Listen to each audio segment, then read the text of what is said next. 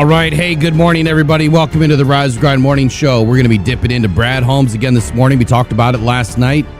But for those of you that couldn't join, we're going to get into many topics this morning on that. And we'll take a look around the league as far as news and notes for your Detroit Lions. Be right back here, 15 seconds.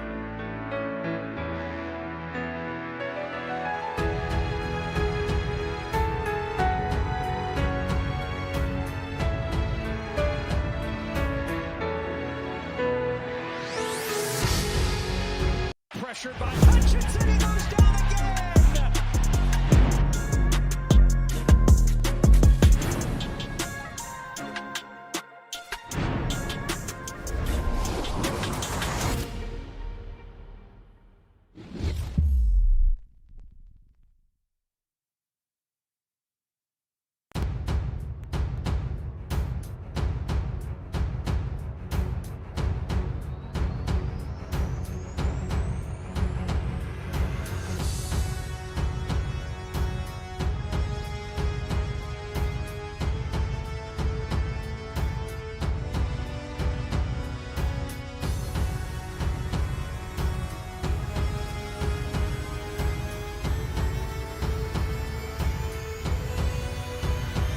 All right. Good morning, everybody. Let's get right into it. Apologize. I had to check some audio there. Hopefully audio is good for you guys this morning. Just been dealing with a couple updates this week, and I think we got everything fixed. So hope you all doing good this morning, man. It's the midweek, man, and we are through yet another week of free agency that's going to be coming to a close. And I think that we're fairly confident now after listening to what Brad Holmes had to say yesterday about free agency and in the plan, where it was headed. I think that the consensus now is it's done, right? It's done. You could have a smattering of, or a speckle or two drop, before the draft, but I'm pretty confident if there's any moves at all right now, they're going to be small, and then that's okay. Like Brad made it very clear as to why free agency is what it is. I'm not surprised. I don't think you should be either, especially if you've been watching this channel. You shouldn't be surprised. I think we kind of laid the groundwork out, and we've got some really intelligent fans in this chat that also help lay the groundwork out and have very good conversations and have very good informal or formal chat conversations, if you will. Which brings me to a reminder here. Don't forget at DetroitFootballJournal.com, if you guys sign up before the end of the month, you're going to get 6 months free membership. There's also a chat in there that I'm trying to start. And so the website's going to change a little bit to allow you to do some more things right off the website. So if you're on your computer, tablet, whatever, you go to the website, look at the top bar, and there should be a way to join the chat. You just hit chat, and then it should bring you to another area. I think I put a message in there yesterday. I'll try to keep putting messages in there to kind of keep things going, but I won't be able to do it every day. That's for you guys, really, to have fun with it, keep it going, and then try to converse with me as unoften as I look at the damn chat. So I've got 50 other chats going on that I try to manage. But anyway, I'll digress. Yesterday's interview, I'm going to say it again, and I'm going to continue to say it. It was the right interview. It was a great job by Justin Rogers, Pouncey, Birchfield, Iafrady. I know Iafrady's there kind of listening more than talking, but great job, man. Fantastic job by all those guys. And I think some of the questions, I know some of the questions that were asked are a lot of the same things that we've talked about here. A lot of the same questions that I think have come up either through our chat or during discussions that I bring forth. And it was good to finally hear some of those answers straight from the horse's mouth, so to speak, because I think Brad did a wonderful job at kind of laying out the roadmap without telling you everything, because he can't tell you everything. I mean, he has to hold things to, close to his vest. And I think it further pushes the right narrative that the people that say that they know what's going on or trades are happening or, X, Y, and Z, I think it's smart to just use the word opinion, my opinion, or this is what I'm hearing, whatever. But if you're hearing it, it better be from a real source. And that's why I say judge me by my losers, because I have so few. Yesterday we heard from Brad Holmes that initially I thought what he had said was that there's no hope for Taylor Decker. But when I listened to it again last night, it was the exact opposite. You know, when the intel had said that there's still a possibility that Taylor Decker could end up back in Detroit, Brad Holmes confirmed that last night, that, or whenever this interview was, that he's never totally out. You know, that the door is always kind of open, right? That you can never be fully, confident that player won't be able to come back. And I think that Taylor Decker got himself into a situation now where maybe he overplayed his hand a little bit, or this is the way it was just going to go. You know, he knew that he wasn't going to get paid that amount of money to be able to play this year. And quite honestly, I don't know why he would have thought that. I mean, you can't be injured in this league and be 80% of yourself, even when you're healthy, and still get a full paycheck at the end of the day. That's just not how the NFL works. So there's no bad blood there. I mean, you could tell from Brad Holmes that there's no bad blood. It's just, it was expected, that those conversations were going to happen. Maybe they happened a little bit differently than anticipated, but it was pretty much expected that those things were going to happen. And as I mentioned during the offseason, right when the Lions season ended, I thought that Taylor Decker was going to be released. And I thought that no matter what happens, he was going to be released. And I didn't expect it at that time. I thought it would be a post-June 1, and maybe no, I don't think it is a post-June 1 designation. And the Lions had to eat their, they had to eat the dead cap. And it is what it is. But I planned on Taylor Decker being released because it would have been, I'll say it again, irresponsible for Brad Holmes to do anything other than restructure that contract to be extremely, inexpensive comparably. I'm not saying $1 million. I'm not saying vet minimum, but inexpensive comparably to what he was about to get paid. And then also, what can he do for you? Is he a backup now? Is he still the starter, but short leash? Well, we don't have to worry about it. All right. At least right now, Taylor Decker's not a Detroit Lion. Maybe there's a chance that he comes back. Maybe there's not.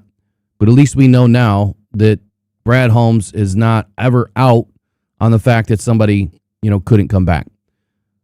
So I just shout out if you're listening. My guy's always been very honest with me and very helpful. We don't miss much on the very few things that I share, because I try not to share too much, because then you get down a slippery slope. Like, there's rumors. I mean, I'll just be straight up. Like, I get stuff every day from a few people that I do trust, and they know that. And I don't always share everything because there's so many rumors, especially certain portions of the season. Like, they're even worse. Of course, free agency is terrible. The draft is terrible. The trade deadline is those are like the three biggest convergence points of rumor mill, and it is what it is. But that's why I try not to get down that slippery slope. I'll leave that stuff up to the guys that are extremely plugged in, the Schefters and the Rappaports and all those guys. But, outside of that, it's really difficult to get anything right in the NFL. But the more crap you throw out there, I just feel like it devalues you when you don't get it right. And maybe I'm wrong in thinking that. Maybe I should just spread every rumor that I hear. But then I start thinking about the other side of that. Like, okay, am I going to sow division by spreading these rumors? Or am I just going to, cash my own check and wash out because I don't get anything right? Because a lot of rumors are just rumors. It's really difficult to get things right, like I said. So I'm very selective with the things that I share. So unless I'm in the room and I know something, that's totally different. I'll always share that. But if I'm hearing it secondhand from a source that I trust, I'm still careful, because I don't want to burn anybody, and two, I'll put it this way. It's kind of, if you know the individuals that I deal with, it would be easy to figure out who they are. And I'll just give you the heads up. It's nobody that covers the Lions. Nobody. I mean, they already cover the Lions. What would be the point? they know just about as much as anybody else. So, where I wanted to go with this today is, one, I snagged 4 or 5 bits of audio to go through. And those pieces of audio are hold on here. Gotta figure out where I put stuff. Those pieces of audio are number one. Well, really, number one is the relationship with Dan and Brad. That's why I put it in the question today. Do you trust Brad? Do you trust him for what he's telling you? And I know there's going to be people out there that are going to say no. There's going to be people that are 50-50, and there's going to be a lot of people that say yes. I don't think that Brad's ever given us a reason not to trust him, because if you look at his record of what he has told us he is going to do, he's done it. And that starts all the way back in 2021. He told you he was going to bring a winner to Detroit, didn't he? Well, he did. This is a winning team. It's a winning culture. 4 out of 5 seasons, winning seasons. He's brought a winner to Detroit.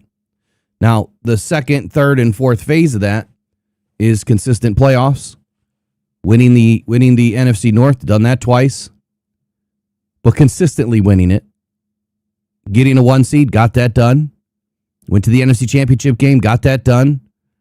So once you get into the 4th or 5th element of consistency, it's the Super Bowl. And then it's trying to get back. But I think you guys all know, you're smart enough to know the fact that teams that go back to the Super Bowl are extremely rare. There was a couple of teams that did it, but not very often does that happen. And what I'm saying is back to back. It's very rare. Yes, we do expect the Lions to get to a Super Bowl within the next 2 to 3 years, right? This year probably being the one that I would say we might have the biggest opportunity this year to make it to the Super Bowl than ever before. It took 4 years to build this roster. It took 3 seasons to have an extremely lucky season in 2023 with the right players and the right players that were drafted. I don't think it should be a surprise that when you bring in 4 players that are first round grades and they're playing at an extremely high level and they all stay healthy for 95% of the season, that is exactly why the Lions were going the distance. It wasn't one player. It wasn't Jahmyr Gibbs. It wasn't Jack Campbell. It wasn't Brian Branch. You know, it wasn't just Sam Laporta. It was all 4 of them. And that is why the mantra that we continue to hear about, we're just one player away. We just need that one player, that one edge guy. No way. 4 rookies almost took us the distance. But those 4 rookies also needed to be surrounded by some substance. You needed some substance on that team. And the Lions were a little bit older and wiser at the offensive line position, and they played extremely well that year. Without that, we probably don't go the distance. The most important thing, I think, for this team is to get that offensive line back. And once they do that this year, again, assuming everyone stays healthy, I think that's the number one reason why you go. I know a lot of people think the defense wins championships, and yes, I say defense does help win championships, but this is an offensive league. There's no secret as to why Brad really wanted to target offense first. Once you get your offense rolling, it takes a little bit of time to find the right pieces on a defense. You know, there's a lot more trial and error on defense than there is on offense. I think that you pretty well know who a player is going to be as long as they can stay healthy at every position not named quarterback, right? It's pretty tough to be a quarterback in the NFL. And if you bring in a running back that, you know, has been playing well, has been healthy, has the speed like Jahmyr Gibbs, well, that should translate as long as he's doing it behind a good offensive line. Well, the Lions had that. If you bring in a wide receiver that has been doing it at a pretty good clip in college, well, they should be able to do that at the next level. The question is the quarterback able to get them the ball, and are they able to be on the same page? Those are things that you can't put that on a sheet and grade that. I mean, that is something that is developed. So it's hard to blame the quarterback and it's hard to blame the receiver. But I think Brad recognized all these things. Look, there's 4 really good players here that we want, 2 on offense, 2 on defense. We got to go get them.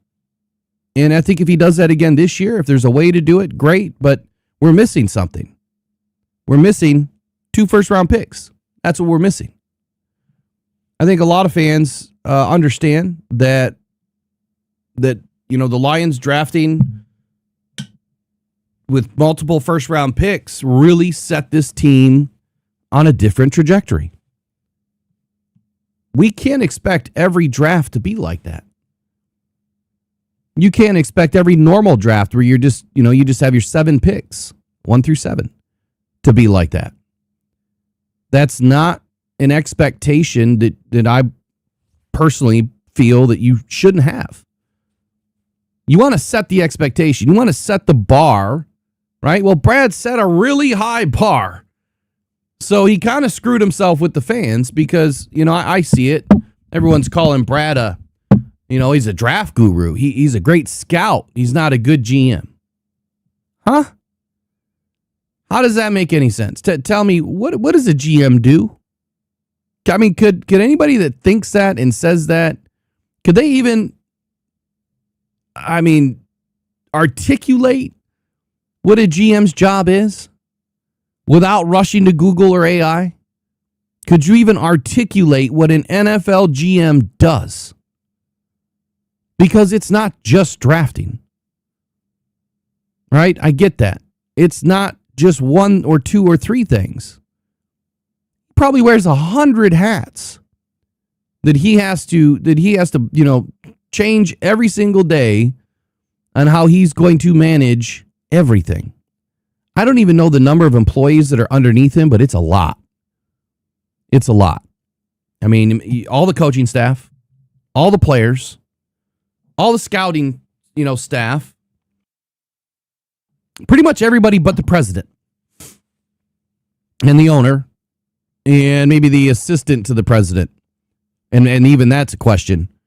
I don't know if he's higher than Spielman or not. I probably would be my guess. But pretty much everybody underneath Ms. Sheila Hamford and Rod Wood. And we'll throw Chris Spielman in there just because.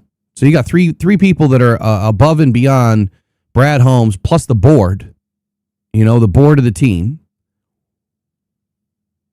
That's a lot of people to manage. A lot. Hundreds.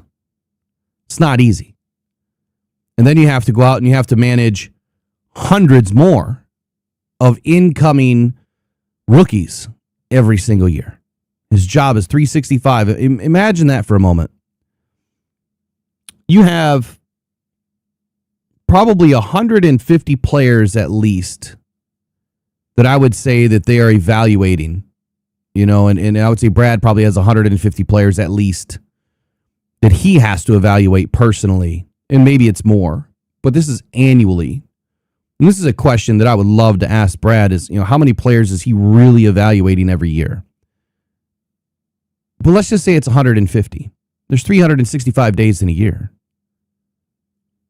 Let's say it takes about an hour and a half, 2 hours to get through a lot of cut-ups. And it might take longer than that of each player.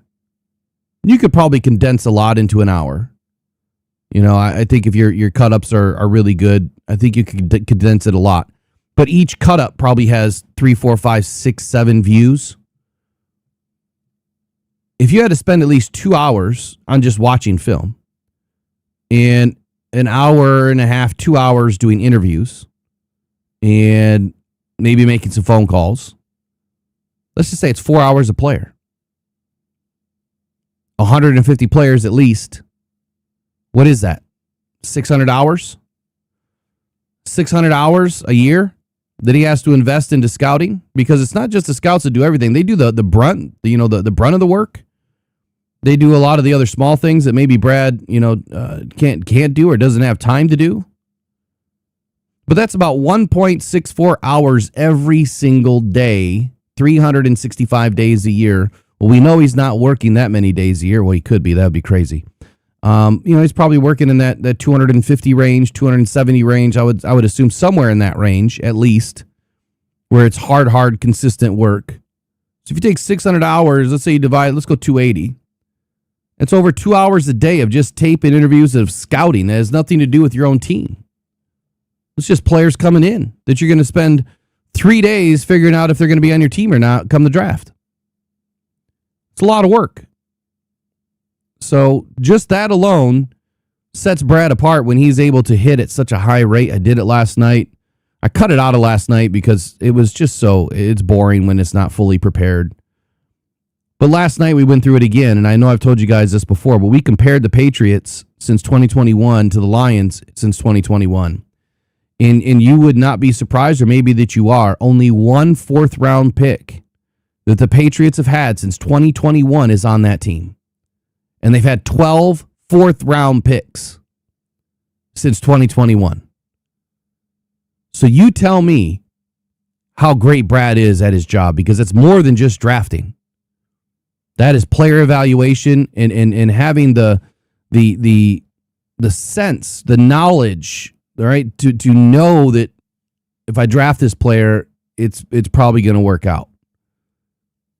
So I don't care that he's missed a few players, because just one team. And the reason why we did the Patriots is because they went out and spent a boatload of money last year. And the reason why is when you don't have any draft picks on your roster, or a low volume of draft picks on your roster over 5 seasons, you tend to have a lot of money saved up. Unfortunately for the Lions, 78% of the players that they have drafted are still on this team. And some of the players that they have lost, well, their contracts were expired. They didn't bring them back in free agency. And I'm not talking about free agents. I'm talking about inside, IFAs, interior free agents, or inside free agents. Your own free agents. Outside free agents don't count. It's purely drafted players.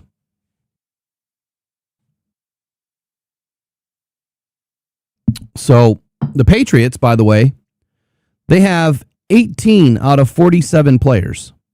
18 out of 47 players drafted since 2021, still on their team as starters, right? Or on the, let me clarify, on the 53. 18. Whereas the Lions have 28 out of the 36 that they've drafted. Well, let me double check that.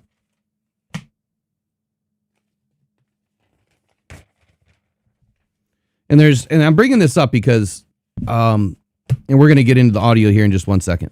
The Lions have 28 out of 36 players that they have drafted still on their roster today. And a lot of those guys are on the 53. Right? They're not just on practice squad. I mean, the majority of those guys are on the 53. 28 over 5 years. And the Patriots have had 11 more cracks at it than the Lions. Like 11 more fourth-round picks almost. And not one of them's on the roster. But, see, who is on the roster that was a fourth-round pick? Was it Marcus Jones or Christian Barmore? Who was it? I'm curious now. And then I'll give you one more bit of info. I'm sorry, it was Ramondre Stevenson. Barmore was a second-round pick. Marcus Jones was, I believe, a third-round pick. So here's another bit of food for thought, because we're going to get into the financial implication here with Brad Holmes in just a few moments. Welcome into the Rise and Grind Morning Show. We're going to be talking about Brad Holmes and his interview with the Lions Collective. We're going to go over some of the audio where he's talking about the financial implications and constraints or restrictions that this team is under, and it's not by any other force than the fact that they've drafted extremely well. Extremely well. And these players turned out to be really great players. I'm going to give you an example here as to why the Lions are not operating on the same plane as a team like the Patriots in last year's free agency. Just from the 2023 draft alone, when all of those players are re-signed this year or into next year, probably this year, some will be fifth-yeared this year, some will be signed this year. Just taking those players, you are looking at about I'm sorry, you're looking at about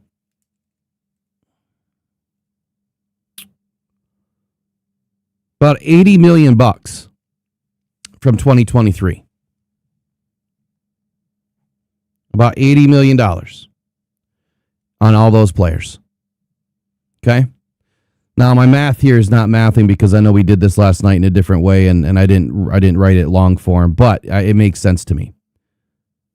So between 2023, 2022, and 2021, in what the Lions currently have, we don't know with 24 and 25 because they're not due yet for any sort of significant extension, but I did throw in some money for them as is. You are looking at a difference that the Lions have $246 million, actually $186 million of expenses for players that they've re-signed, not including Jared Goff. Those are players that they drafted. $186 million by the time they get these extensions done with these four guys from 2023.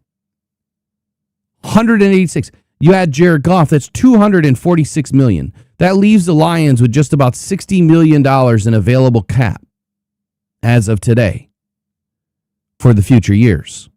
Now the cap will go up. There will be more opportunity later. But think about that for a moment.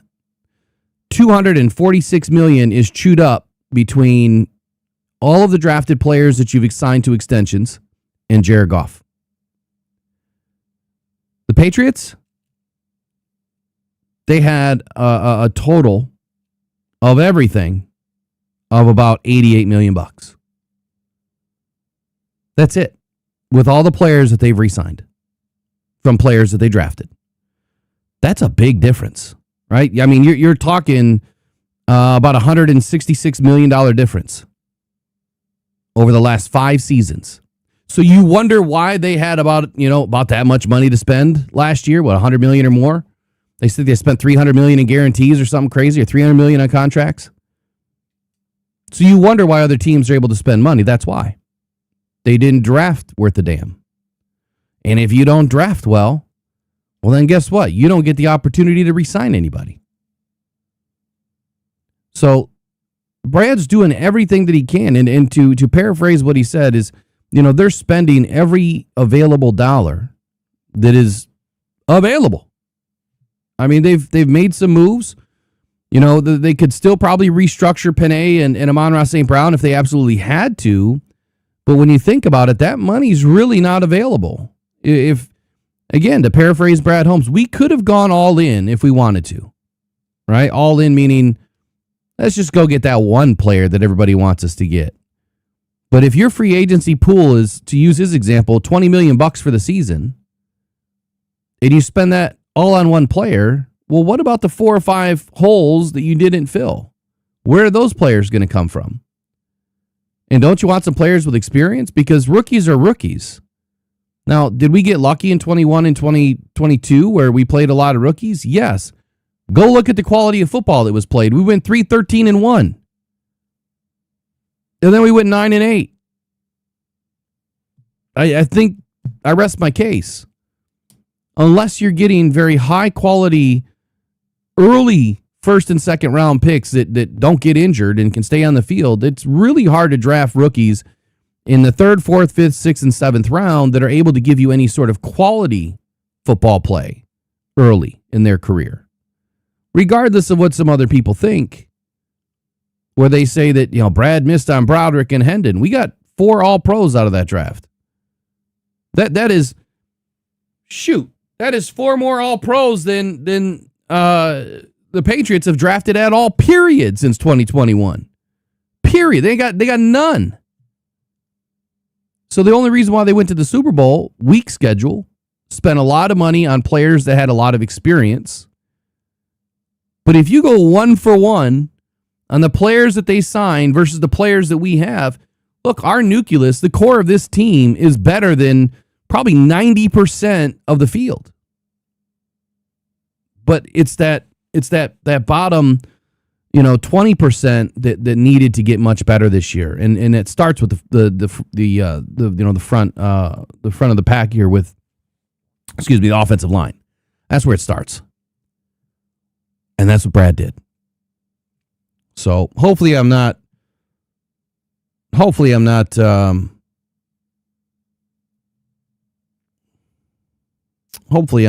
making a mess of what I'm trying to say. I think I got it across pretty well.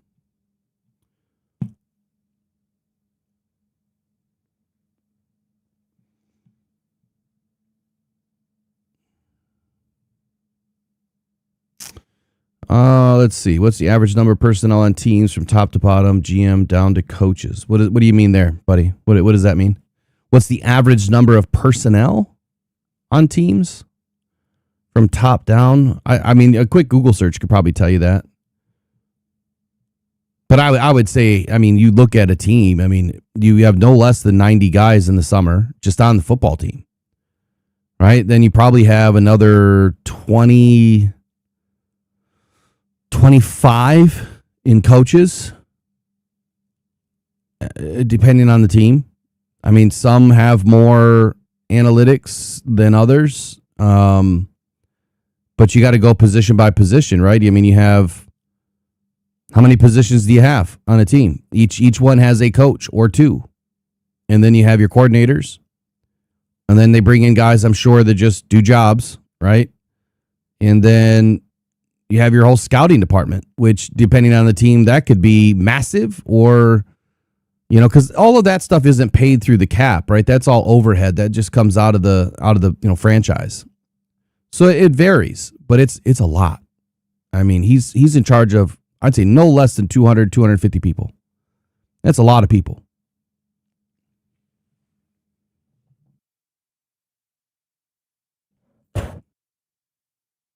Mike P, I'm not sure what you mean in there. You might want to put that in the Voxer chat. I'm not real sure what you're saying or what you're asking.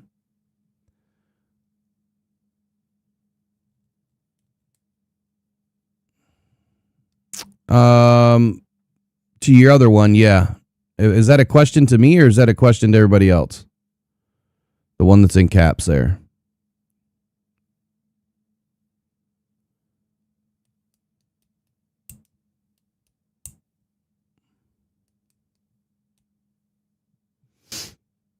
I wouldn't answer that anyway. I wouldn't do that.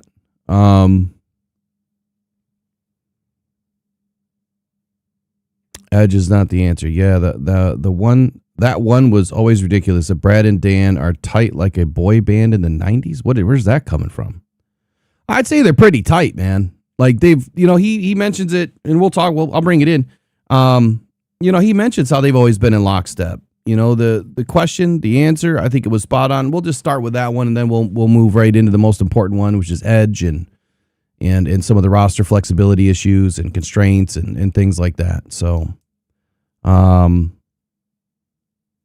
Cade Mays, someone spun an article the other day talking about a rift between Brad and Decker that does not exist. If there's any more respect, if there's anything, there's more respect because they put all the cards from both sides on. I think I get what you're trying to say. Yeah, there's not a rift. And I think that Brad was pretty open about that last night. There's not a rift. It was all expected.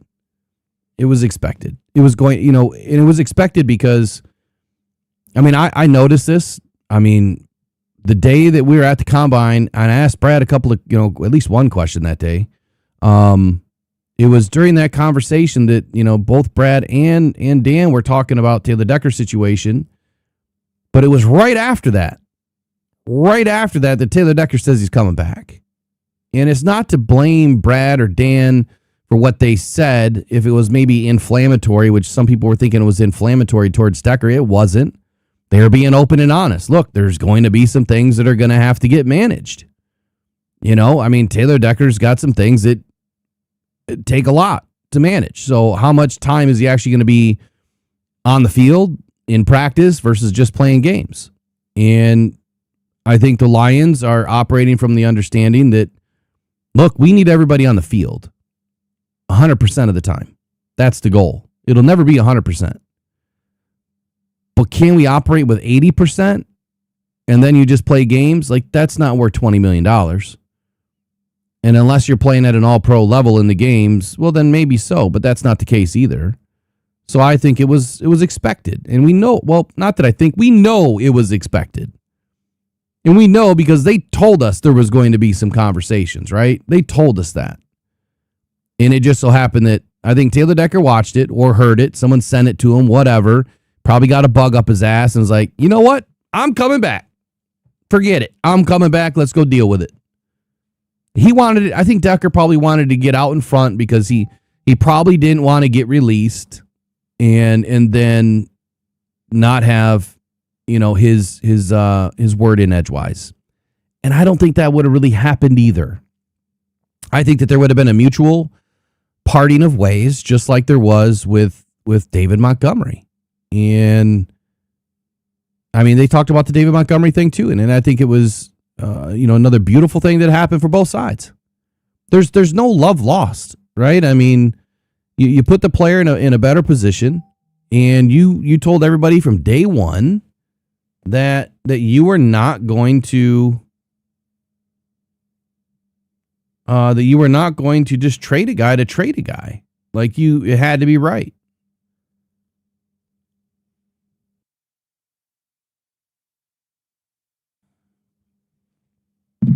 And so they did that. But let's bring in the first bit of audio. Be right back here in just a few moments. We'll talk about Brad and Dan up next. The relationship that apparently is falling apart at the seams. I don't think so. Be right back.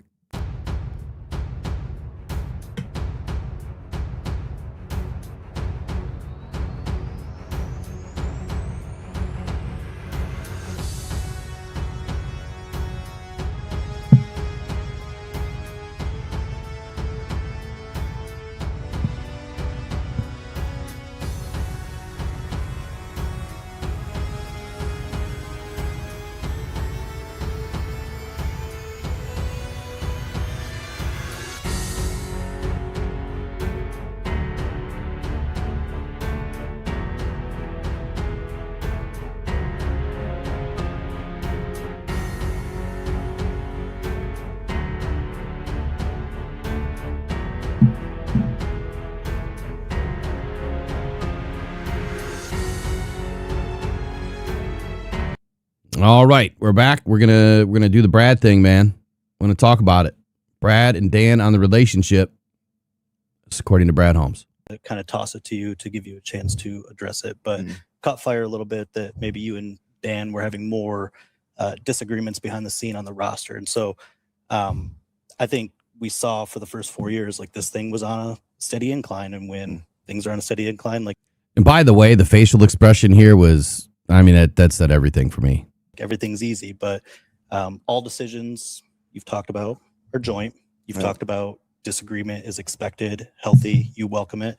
I'm just wondering, have the conversations been, can we characterize them as more intense when you have a season that is that first step back and maybe you're trying to figure out how to get it back on the track you wanted it?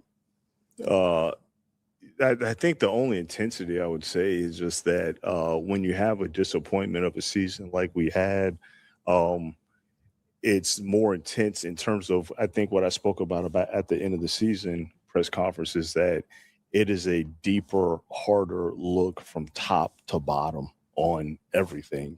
And that's what me and Dan have done in joint alignment. So that would be the only intensity that was probably a little further, because you get this eye opener. It's like, whoa, hold on now. And so let's just make sure that we're not overlooking something, or if there's not a tweak or an adjustment that needs to be done. So I would say that would be the intensity. That's what's happening. I don't know where the other stuff came from, but no, I mean, if anything, it's me and Dan, in total lockstep like we always have been. Yep. And, we're just kind of looking at everything top to bottom, which we already have done. And that we'll continue to do for sure.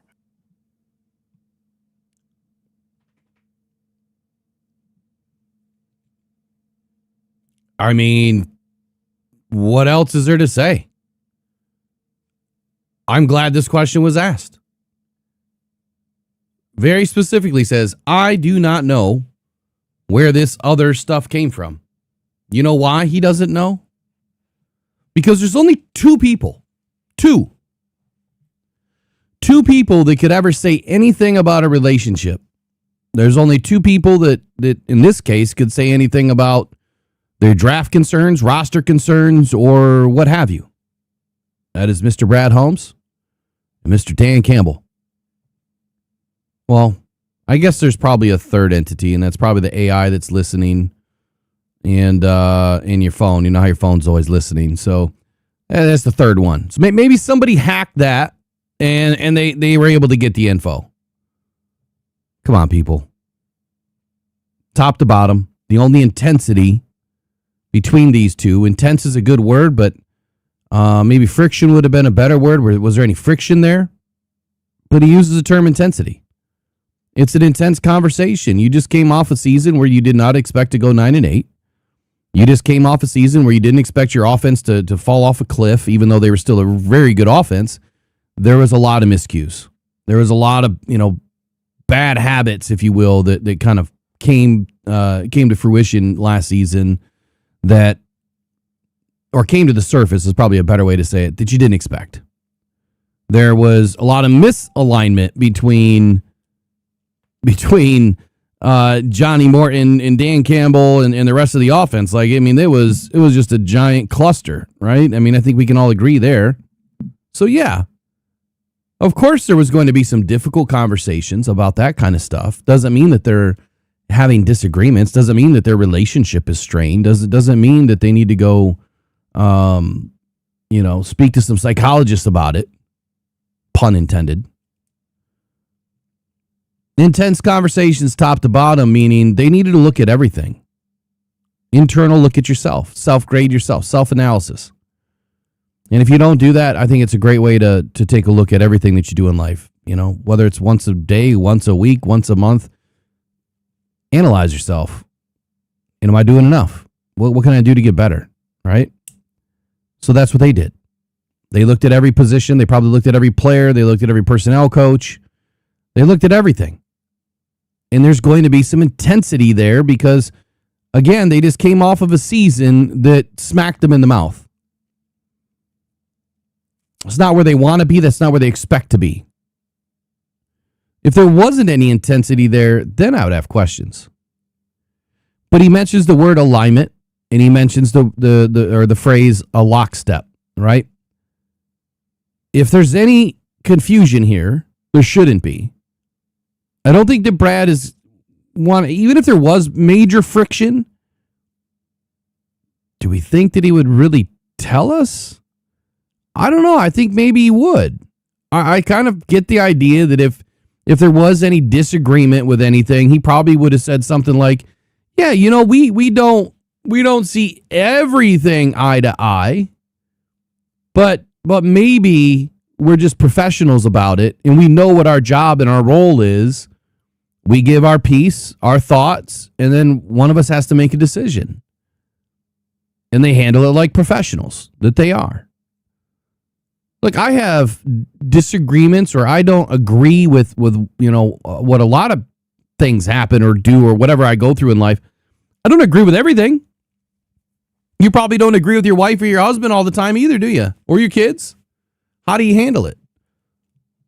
Do you yell and scream at each other, or do you sit down and have just a normal conversation like adults and say, you know what? Look, this is what's in front of us. This is what we got to do. This is how we get there. Whether you agree or disagree, this is what we have to do. And if you're the parent of a teenager, you pull and rank, right? If you're a parent of an adult child, well, I guess it's up to both y'all to do what you feel is best. But in this case, you got two professionals. And whether they agree on everything, which nobody ever does, let's be honest, but they're in alignment, meaning they have a common goal, they have a commonality between them, and they're in lockstep with what the end goal is for the season.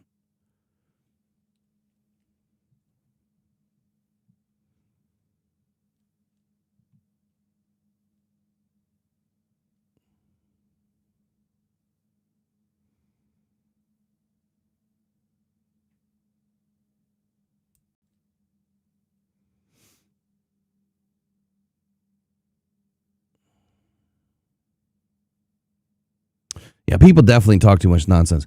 And again, Mike P, I'm got a question. Like, what are you writing? You talking about public false facts? Who pays attention to them anymore? Like, I don't know what that means, buddy.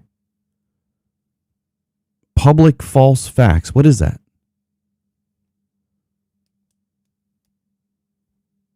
Who pays attention to them anymore? Are we talking about the things that were said about Dan and Brad? Like, what are we talking about here?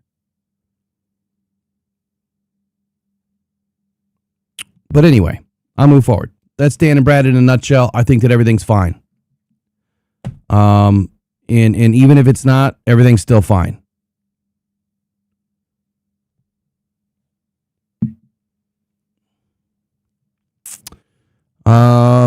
Yeah, as far as the whole Cade Mays thing, I'll address that briefly. I don't know where. Like, I've never seen that. Where's this PFF ranked Cade Mays, our worst graded free agent signing out of everyone? So let me pivot for just a moment. Let me go to PFF. I haven't seen that. You guys know how I feel about PFF. One, I mean, I respect what they do, but two, those are opinions. Those aren't facts.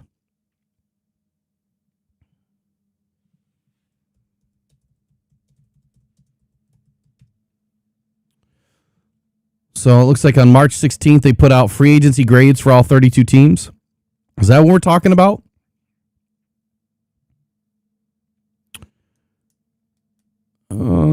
First of all, let's see who wrote it. Gordon McGinnis. Who's Gordon McGinnis? Gordon McGinnis is just a writer. A journalist. A nobody. Just someone putting stuff out just like I could. I could go in and grade it and say, this was the best grade ever. All right, let's get into the Detroit Lions. So Detroit Lions gave him a C. Cade Mays, center. Average PFF grade, 2025, 61. PFF WAR, 0.02. Grade average. So it wasn't, where are we getting the worst? I don't see where it's the worst.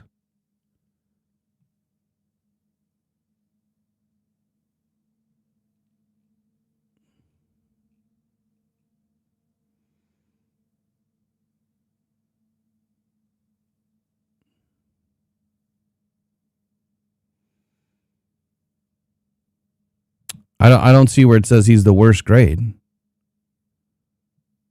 I see that he got an average PFF deal grade. It says Mays is a solid pass protection, or Matt Mays is solid in pass protection, having earned a 67.6 PFF pass blocking grade in 2025, but has endured struggles as a run blocker.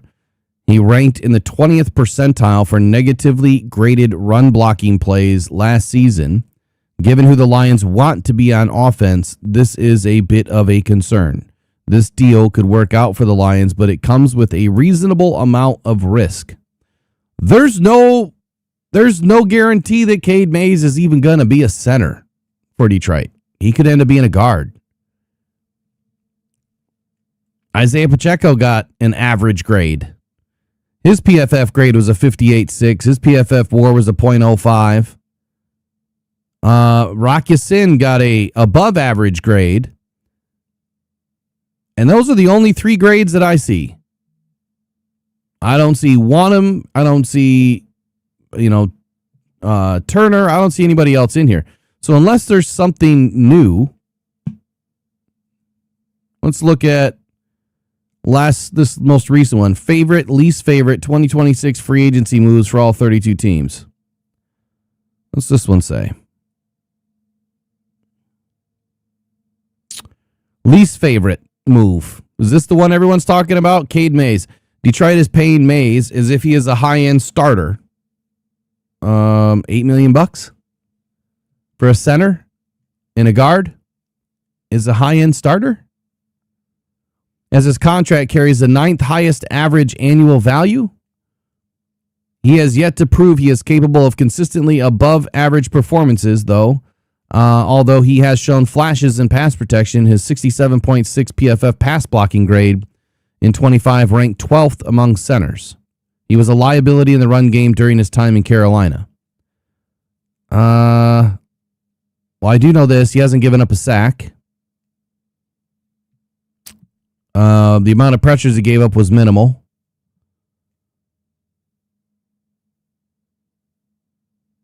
The fact that you rank 12th or 13th out of 40 centers, I think that's pretty solid. So if you rank 12th in a pass blocking grade, but you're the 9th highest paid, that kind of lines up for me.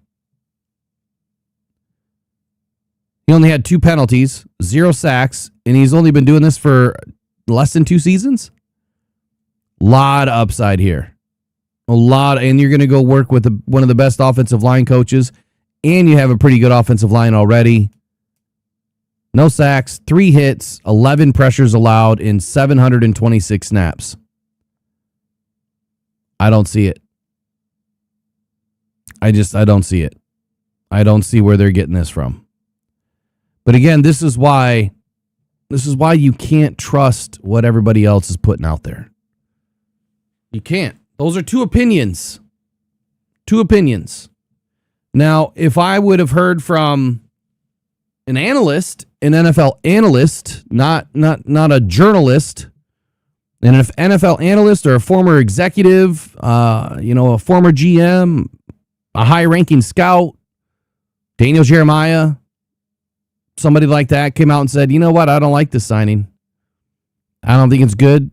Here's why. And broke it down. Well, then maybe there's something to talk about there. But what I'm willing to take is he better than Graham Glasgow? Okay, he is. Does he have the size? He does. Did he give up any sacks? No. Were the amount of pressures he gave up minimal? Yes. Does he have elite agility? He does. Is he still growing? He is. So there's a lot more upside. Is $8 million a lot to pay for a center? It's not. It absolutely is not. I mean, wait till some of these new extensions get done. I mean, Linderbaum just reset the entire center future. So things are going to change pretty quickly. All right, let's get into the next one. So Lions prioritized, offensive line in free agency. We know that. Let me see what's up next here. Let me grab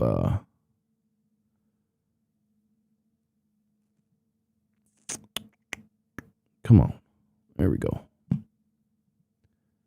And he prioritized offensive line for reasons, but I think the biggest reason will also play out with, why he did that with edge or versus edge, why the offensive line has anything to do with what they did on the edge. But according to Pouncey, he says one of the first takeaways from our conversation with Brad Holmes was that internally, the offensive line was considered the greater need of the 2 most frequently discussed positions of need, defensive line, offensive line. And for the Lions, it all started at center, which it did. The quote from Brad Holmes is, it started off with basically looking at the totality of all the available free agents in general. When he was asked about bringing in Cade Mays, he said, and so you're working down a pool of lists, and then you're starting to getting to a vertical stack and rankings of guys. And the more that I started to look at Mays, the more I had so much appreciation for how long he had been playing the position and how much better he kept getting. You start looking at, okay, what is our identity offensively, and what have we had at the center position? Bigger guys that can anchor, and obviously he's got the intangible qualities. He's tough, he's instinctive, he's athletic, all those things. But for our quarterback, a guy that can anchor in the middle is huge.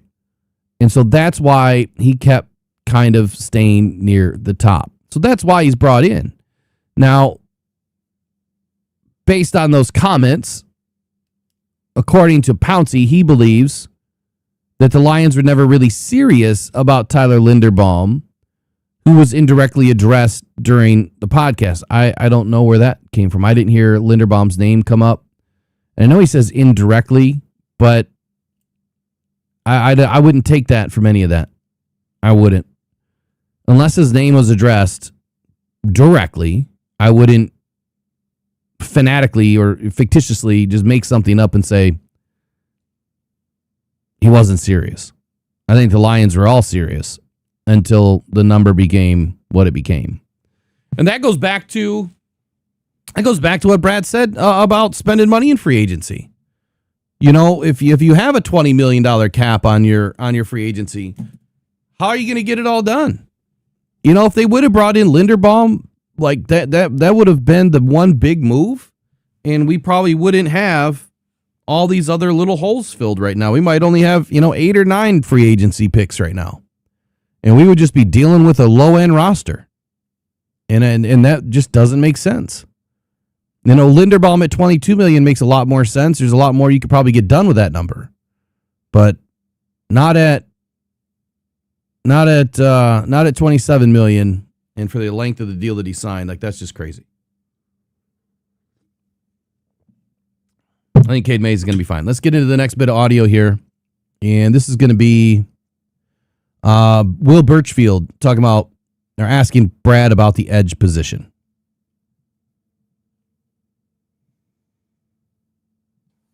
I want to bring up a very under-discussed, overlooked, cast-aside topic in this town. Yeah. Edge rusher. It's about time, Brad, someone talks about edge rusher in this town. You guys have tried different players across from Hutch over the past few seasons. None have really stuck from year to year. AQM seemed like a great signing last year. Of course, 11 sacks. He signs for similar money as in Tampa as you guys gave Wanham to sign here. Can you just explain your thought process in choosing in some ways Wanham over Al-Quadin Muhammad? Well, actually, it wasn't. It wasn't one of. It didn't come down to that. It didn't come down to this player versus the other.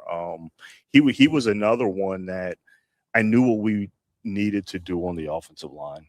We were all very aware of what we were going to do on the offensive line, and so once we made those financial commitments on the offensive line, I pretty much had a good sense that I don't think that we're going to be able to do much else when it comes to that position. That's another expensive position. Like what they call it, it's a premium position. So basically, it wasn't like we're choosing this player over that player.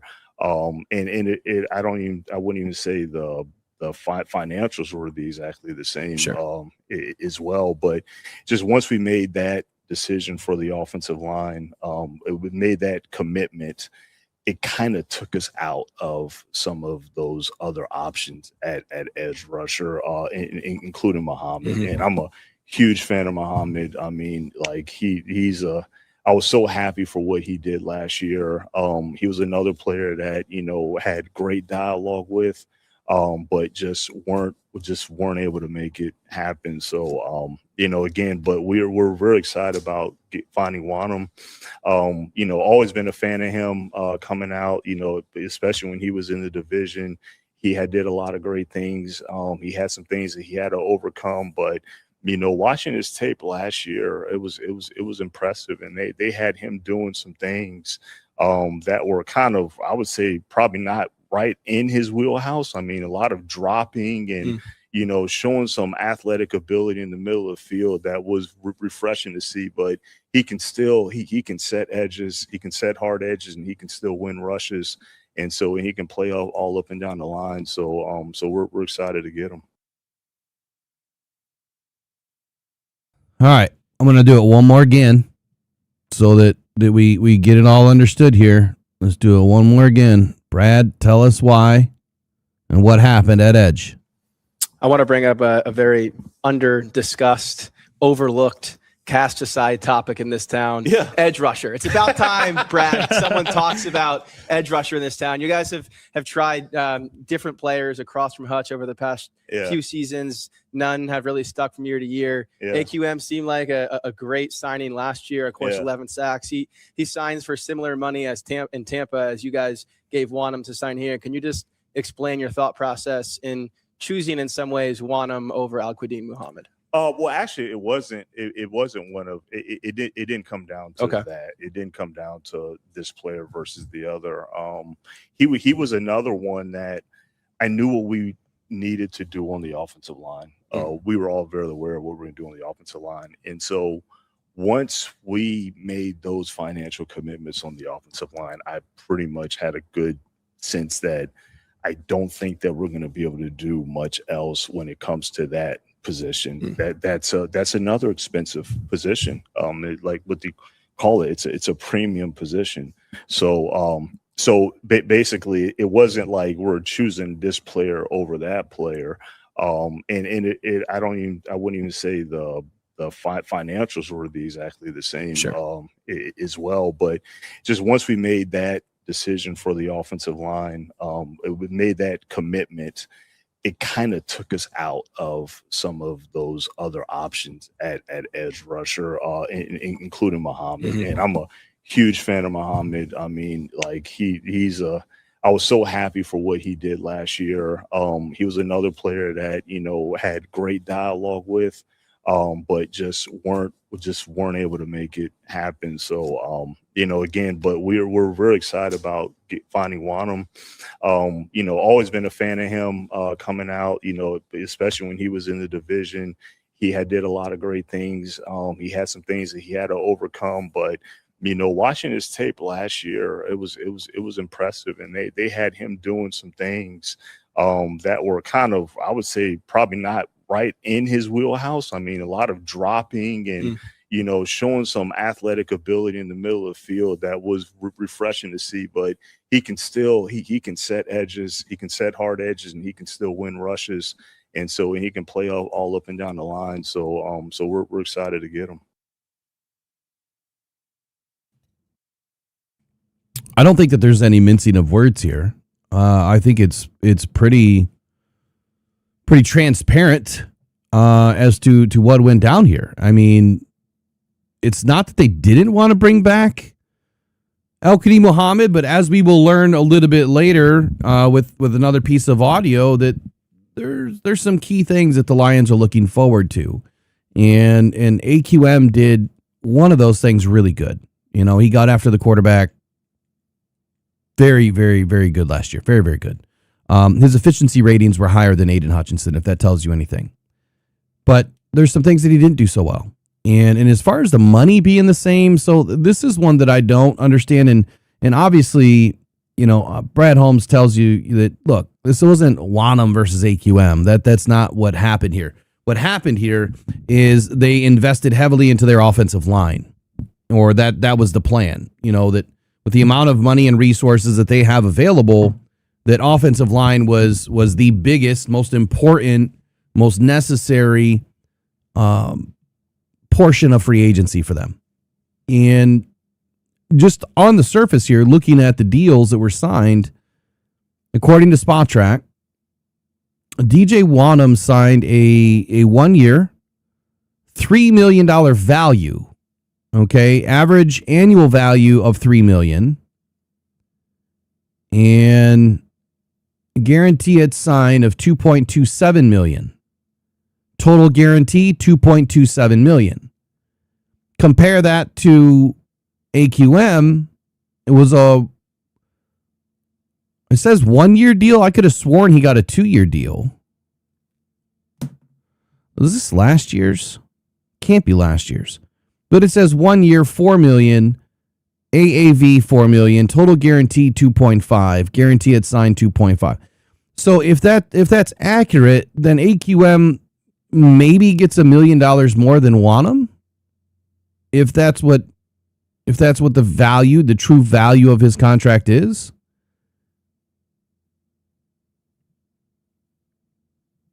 Yeah, according to SpotTrack, he signed a 1 year, $4 million deal. I don't know what else has been reported with this. I could have sworn I heard a 2 year deal, but maybe that's not accurate. Maybe that was just speculation in the beginning. So on the surface, they kind of got the same deal, right? The guarantee is what matters, and the guarantee is very, very close. I mean, it's within spitting distance of each other. And the extra $1 million that AQM can earn is most likely all incentive, right? How many sacks? What do you do in the run game? Yada, yada, yada.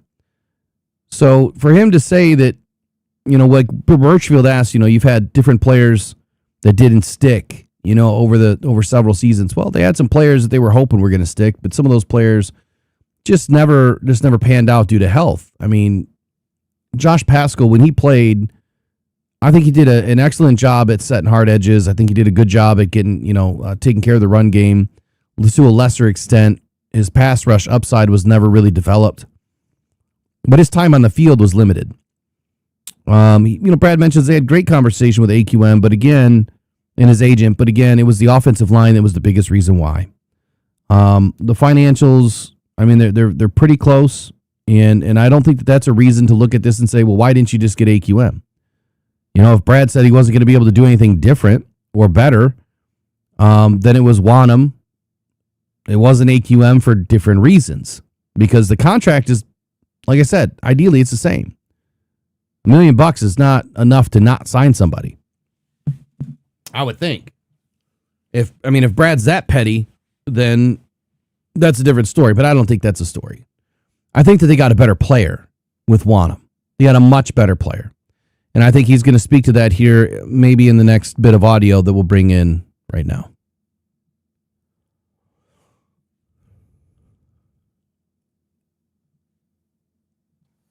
I want to bring up a very under-discussed, overlooked. Zip it. Here we go. I know you said it wasn't either or with those two guys, but you didn't start Muhammad in any of the 17 games last year, and obviously Wanham is that early down player. Is there a stylistic element that is important to you in that position that you needed to address? Yeah, like we've always been pretty clear about the importance of setting edges in the run game for our defense in the way that we play. Now, look, at the end of the day, when the first thing you think about when you talk edge rusher, I mean, you better get out the quarterback. That's not. You can set edges all day, but if you're not getting after the quarterback, then it is what it is. And look, Muhammad, even if he wasn't, the games that he didn't start and all that, but he was getting after the quarterback, but to have the ability to set edges, because I think that's when we're at our best defensively, is to stop the run. If you just are speed balling after the quarterback, then you can get gashed a lot. So there is a balance, and that's something that DJ Wanham's going to be able to do for us. Again, there you go. It's the early down player. Didn't we just have? We had a pretty intense conversation about this the other day, right? We had some fans in the chat, some audience members that were pretty stoked by, AQM versus anybody else, and AQM being a bottom feeder as far as against the run. I mean, his ADOT was ranked 205, I think, out of 208 or 207, whatever it was. He's at the bottom. But Aiden Hutchinson's also at the bottom. He's 160th, right? He's 160th. So it's not much better over on the other side. The difference is, I think Aiden's a much better football player than what AQM is. But efficiency-wise, AQM was much more efficient than Aiden was. So where's Wanham fit in this? Well, Wanham fits in this because he's going to be able to set hard edges, and he's going to be able to get after the quarterback, and he's better at the run game. So if he's that early down player that you're looking at, again, I do believe that there's a situation where Aiden is going to be out on some of the earlier downs, depending on how he progresses this year. If he progresses this year through training camp, and I doubt they'll do anything with preseason, but if he's starting to show early on that he's better in the run game this year, if there's more of an emphasis by Aiden to be better in the run game, then maybe there's not a chance where he comes out a lot. But again, I would think that would be irresponsible of Calvin Shepard. You got to get that guy out a little bit. You have to. You have to preserve him. Preserve him for the fourth quarter. Preserve him for late in the season. Those early downs, early in the season, matter a ton to the back end of the season.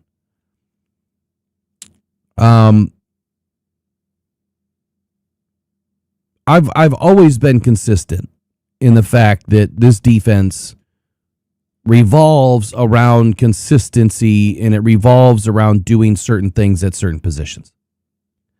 And this has never been a waiver by Brad Holmes or Calvin Shepard or Aaron Glenn or Dan Campbell. They have never wavered on this point. This is what they expect. You must earn the right to rush the passer. And what that means is you need to be good in the run game. You need to set hard edges. You need to keep your linebackers clean. If you can't do that, then you're not going to rush the passer.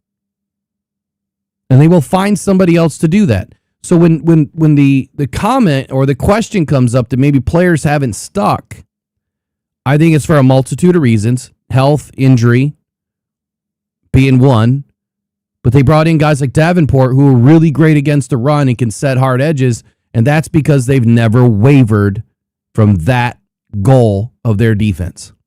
They want to take away the run game because they know that if they take away the run game and they make you one-dimensional, that they have the guys in the backfield now when they're healthy, they can also take that away or severely limit you in that capacity. You have more of an opportunity to get teams out, 3 and out or 6 and out or 5 and out, whatever it is, 4 and out. You have more of an opportunity to get teams off the field in 5 plays or less if you're great against the run. And if you keep your offense on the field and you keep their offense off the field, you have a better chance of winning the football game. But if they can come in and gash you run after run after run and control the clock for 8 minutes, 9 minutes, of clock time, you don't have an opportunity to go score points. And if it happens to be that during some portions of the game that they go pass and they're able to get you on a couple of quick plays, and all of a sudden you're down by 14, and then they just put the run game in and they gash you all game long and you lose, I don't care if it's by 3 points or 1 point. If you don't stop the run, you will not win many games in the NFL. It's why it's so important for the Lions to go heavier on offensive line, invest more into the offensive line than going and getting a $35 million edge rusher or $25 million edge rusher or whatever to be on the opposite end of Aiden. Because if you can't run the ball, you're not going to win games in the NFL either. You can't just sit back and pass. It doesn't work.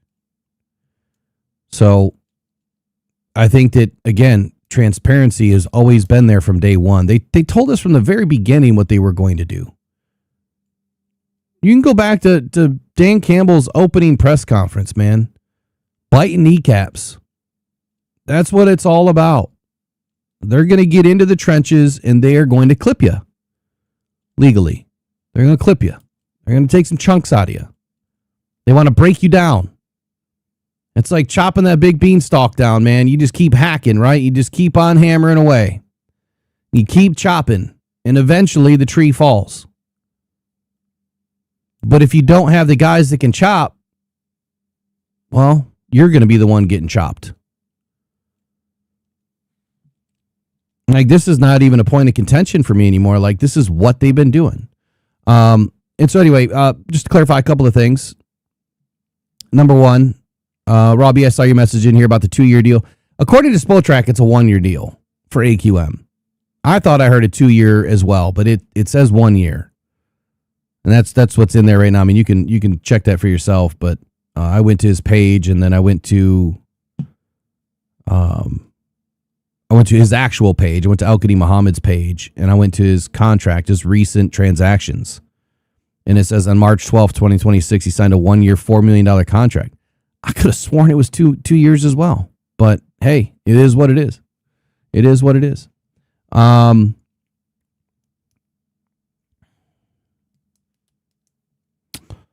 not sure what you're talking about with Falcons, but it I don't see that. I see the Bucks. I definitely don't see the Falcons. It's all Bucks. Here, I'll just show you.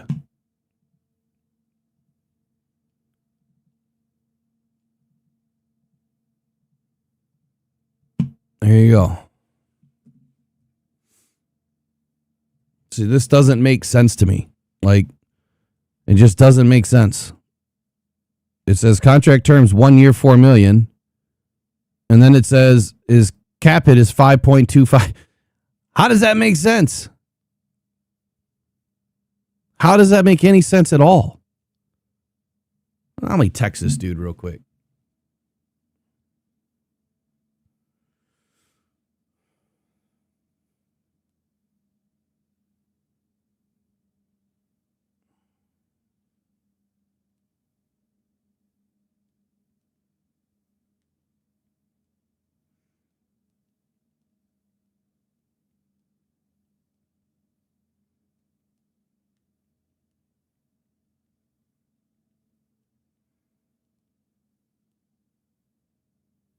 One sec.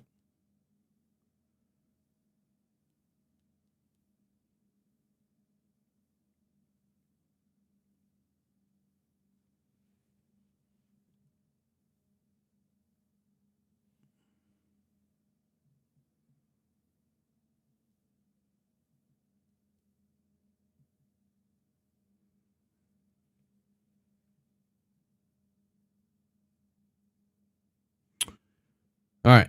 Anyway, we'll see what he says or if it gets corrected or whatever. There was something else in the chat that I wanted to get cleaned up too. Peter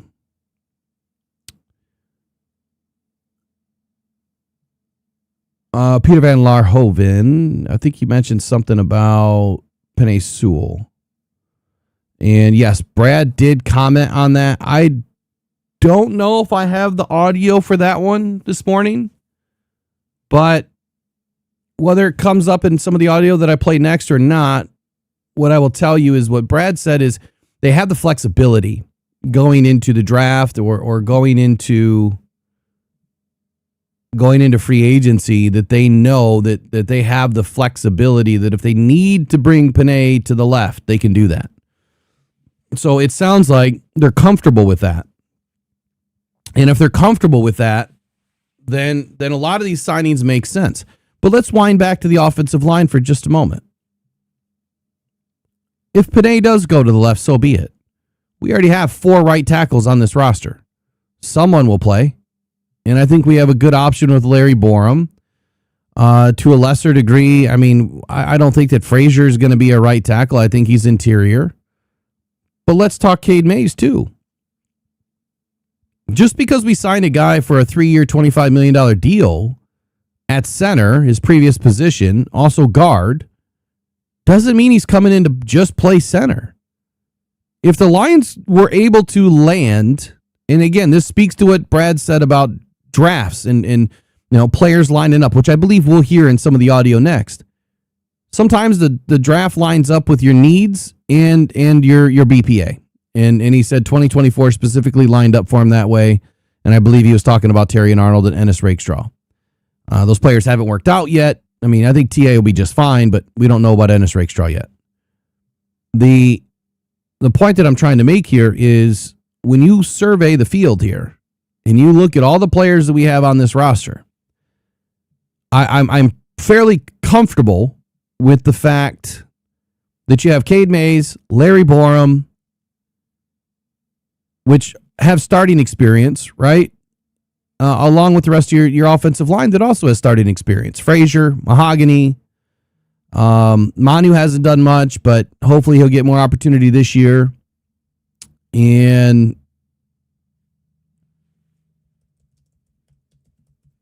having a brain fart. I don't know why I can't think of the rest of the guys right now. Who else is on this roster? Drew Scruggs. There we go. That's the other guy I was thinking about. So Scruggs can play guard center. I mean, he can play anywhere, really. Mahogany, Borum, Ratledge, Penei, Frazier, Manu. But we also have Seth McLaughlin, who was one of the best centers coming out, in 2025, just injured. I still think it's open season. I still believe that it could be open competition. Imagine for a moment that we go and draft a center. What happens if the center position lines up with your a third round pick that you don't have yet, and you go get it, right? Or what happens if you move around a little bit in this draft and you end up with that third, or maybe you end up with a late second, or maybe you end up with an early fourth, and Jake Slaughter's there, Or what if your 5th round, Connor Luce slips all the way to the 5th? Well, he's not playing this year, but you're probably going to take him. So they still might be adding. And then when you look at the contract for Cade Mays, it's not significant to the point where they can't walk away, right? They can still walk away, I believe, after this year, and it's not terrible. Having competition at center is not a bad thing, but Cade Mays can slide right back into a guard position. If Tate Ratledge wins out, and let's say they put Tate in at center this year and he wins and he's playing at a high level, Cade goes to right guard or he battles it out with Frazier. I think the competition is phenomenal in this room. And I think right now we have a very solid group of interior linemen, both at starting potential and backups. And when you have starters that are competing, backups that are starters that are competing for a starting position, and then they end up being backups, like that's a significant upgrade over last year. You know, when you look at last year, we had guys like Devin Cochran, Michael Neese, Kingsley Egwukun, who else? Kobe Sorsdahl, Keodi Owasika, Dan Skipper. I mean, those are the guys that we had as backups. And none of them, outside of Dan Skipper, were even halfway good. None of them. Kobe Sorsdahl hasn't worked out. He should have been transferred, to the interior a long time ago. They should have been working him out at center 3 years ago or something, because he's never worked out. Skip was just too tall, too stiff, right? His age was getting to him. That tall body, it gets to those joints. And you could tell that he was stiff. He just hasn't been the same player. But he still gave us some quality snaps. But nowhere is that compared to Larry Borum. Nowhere does that compare to Juice Scruggs. And honestly, I don't think that'll end up comparing to Giovanni Manu once we see Manu get after it this year. This offensive line is way better than where it was last season. The names maybe don't pop off the sheet to you. But just wait till we get to camp and see how these guys are playing. Let's see if they're able to compete with this defensive line that is going to be extremely good this year. Extremely good. So to answer your question or your statement, Peter, yeah. Brad did say that he had absolute freedom, to paraphrase, absolute freedom of entering the free agency period and the draft, knowing that they already have a premier left tackle. Hasn't played there in several seasons, but they have a premier left tackle if needed. So if they don't end up with a left tackle in the draft, they have one. And beyond that, I mean, they have 2 or 3 guys that can fill in at left tackle if needed.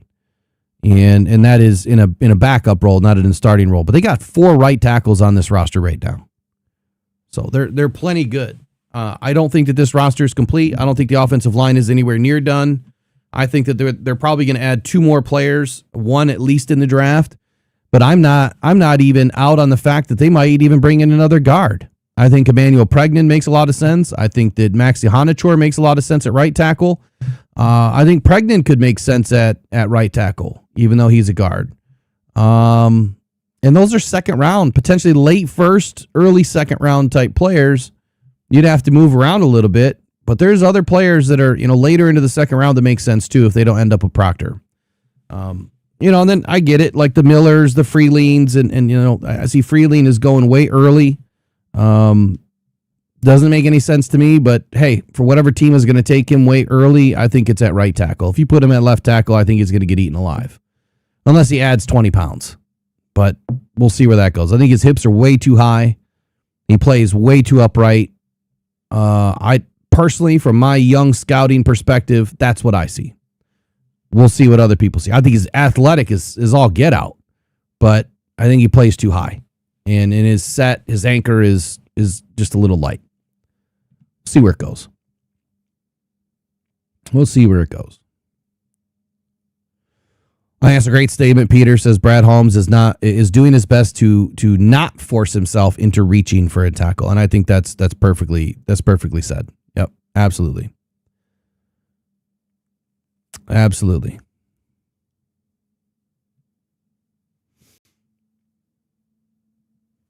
All right, let's get into the next bit of audio.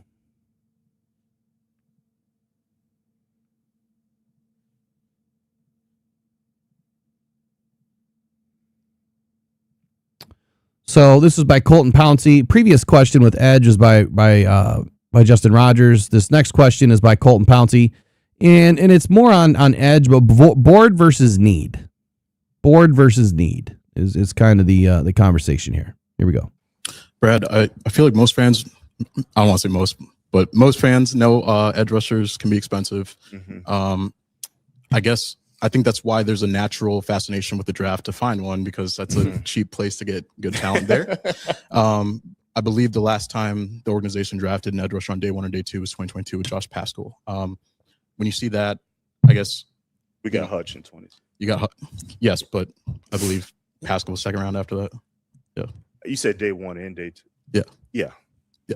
Gotcha. I guess with that in mind, you said last year that there were attempts to go get an edge rusher in the draft. How frustrating is it when you want that position, or I'm sure, you want an edge more than anyone else in the building. How frustrating is it when the need doesn't line up with the board, I guess, when those draft processes play out? It's not frustrating. Look, when it comes to the draft, you just have favorites of just players in general, and I try to be as transparent as I can with that, like openly about when it comes to the draft. You guys may not like it, I always say, like, we don't chase need, but if it does line up, it lines up. I want to say the whole outside corner thing was a big thing until we got Terrion and then Rakestraw and all that. But it wasn't no, we don't like outside corners. It was just like, it has to be the right player. And so it just happens to line up. So I don't get frustrated when, we miss out on a certain position. It's just frustrating if you miss out on a certain player, regardless of a position. But, no, those were certain players that we tried to make moves for that we just weren't able to do. But one of those players that we tried to make move for was Isaac Tesla. Last year, like, he was a player that we coveted very, very highly, and we were able to go and get. So it's always going to be players more so over position. And the reason why I keep saying is that this league, it flips, and these rosters flip every single year. So what may be a perceived need at the time, when you're drafting a player, especially in the high rounds, in the first round, the second round, I always go back to Jack Campbell in 23. We didn't have a need at inside linebacker. We just loved the player. And so we just took the player that we liked the most at that pick. And I think now it come around where, this was the right move. It may not look like it that year, but it's circling around. So I just think if you keep chasing the need thing, it's another contract's going to expire. You may lose another player, and you keep chasing need. It's like, well, okay, you thought this was a need. So that's why I've always been more like, let's just get the best player. So probably a long-winded answer, but just want to be clear. And we're always going to have that approach. But when it does line up, like in 2024, when it does line up where there is a need and you do like the player, that is the best of both worlds for sure.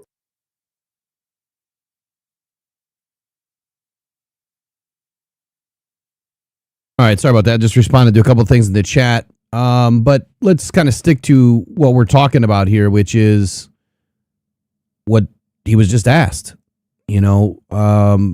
Going to draft an edge always seems like the most reliable spot, most inexpensive spot. Pouncey's question is, going to the draft. Well, why didn't, some of those things line up? Or if you were looking at an edge position, why didn't it line up? There, previous conversations, Brad said that they tried to make moves on players, didn't work out.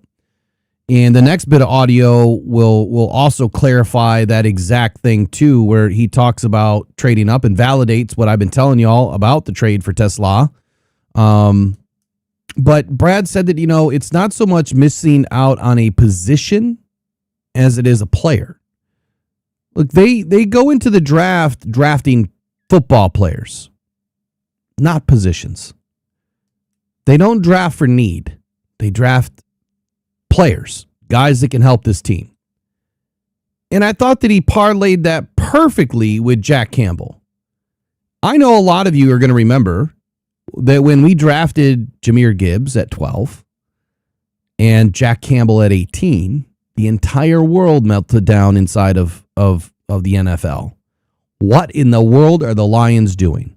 They are nuts. Brad's lost his mind. Hell, half the fan base or more was calling for Brad to be fired at that point. You just brought in Jack Campbell that arguably the consensus, according to these draft experts, right, was a third-round pick. Huh. And you don't draft running backs in the first round. Well, I'll say this. Jack Campbell's an all-pro by his third year. Not surprised. Not surprised one bit. That was the guy that I expected the Lions to get. But I also had him mocked at 34. I didn't have him mocked at 18. I had him mocked at 34. But Jack Campbell was on my board. Jahmyr Gibbs was also on my board at 12 exactly. But as you get deeper into that draft and you ended up pulling, Laporta and Branch and, people saying you don't draft a tight end in the second round, but all these players have worked out. And every single one of these players is all pro or Pro Bowl. And all four should be all pro. Now we know that a couple got screwed, but it is what it is. So he parlays is perfect. We did not have a need at inside linebacker. They had Alex Anzalone. But instead, they went with the player that they felt could best help this team win. And now Jack is arguably one of the best inside linebackers in the league. And so then you kick Anzo out to the will linebacker spot. Thankfully, Anzo was able to play multiple positions. It's not always easiest to go from inside to outside, as you typically need more length to play on the outside. You need more speed to play on the outside. It's not always an easy transition from a shorter, squattier, guy that is meant to anchor in the middle of a defense versus a guy that's supposed to be more fluid, more range, more length, obviously able to cover more in the pass game. You don't typically expect a lot of that out of your inside linebacker, but Jack Campbell does drop into coverage, and Jack has broken up passes, and I think he's got one interception already. So Brad parlayed with this question exactly into, we don't draft positions. We're drafting players. And so when we miss out on a player, like, that hurts more. Trying to make moves, right? Trying to move up, trying to make moves at all in the draft was very difficult at times for the Lions. But then he also mentions the Isaac Tesla move. Now, that was a player that he said, quote, we coveted, and they moved on him. They moved on Isaac Tesla because they knew that this was going to be a player that they were going to need for this year. Already looking into the future, which I've mentioned this many times, like, Brad already has a list from 26, 27, 28, however far out the contracts go, that this is a player Khalif Raymond probably going to have to walk away from due to money constraints, age, fitment, whatever. Well, Khalif Raymond's gone. Now Isaac Tesla is your third wide receiver. We have nobody really behind him that could compete for his job, and he's also an X style of receiver. He's a bigger receiver. He's the biggest receiver we have. Jamison Williams, somewhere between 6 foot, 6'1". He's not a big body X receiver. He's honestly more of he's a burner. He could do a lot of work out of the slot. He can also be out wide, but he's not an X receiver. He's not a big body guy that's going to get you some of that red zone work that you're looking for. That's Isaac Tesla. So you have all the three phases of wide receivers now on this team. Amon Ra, who's the slot surgeon. Jamison Williams, who can play outside, inside, and has the speed to do a lot of different things than the other two guys. And then you have Isaac Tesla, who's a blend of great speed, 4.4, sub 4.4, and then you're looking at a guy that can get downfield. He can run through the slot. He can go in line and block, and then from the 20-yard line and in, he can go paint that red zone and get into the end zone and give you a bigger body. We've seen how he can catch the ball. You know, he's one player that I can't remember his wingspan or his arm length, but I'm willing to bet it's pretty long. I mean, his first 2 grabs were for touchdowns, and they were some of the craziest catches I've ever seen since Odell Beckham dropped it like 15 years ago. You know, that one catch that went viral. So Brad did exactly what he had to do. Now we're going to get into what he said next, which again, it's going to verify exactly what I said was happening with the draft picks last year. And again, I mentioned some of this last night, but for those of you that didn't have an opportunity to listen to it, let's do it again. Oh, lastly, he talks about rosters flipping every year. And like, yeah, it's roster churn, right? You have 15, 20% attrition typically on most teams. Some teams is more, some teams is less.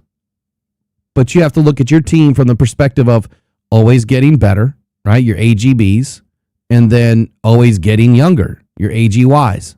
You need to get younger.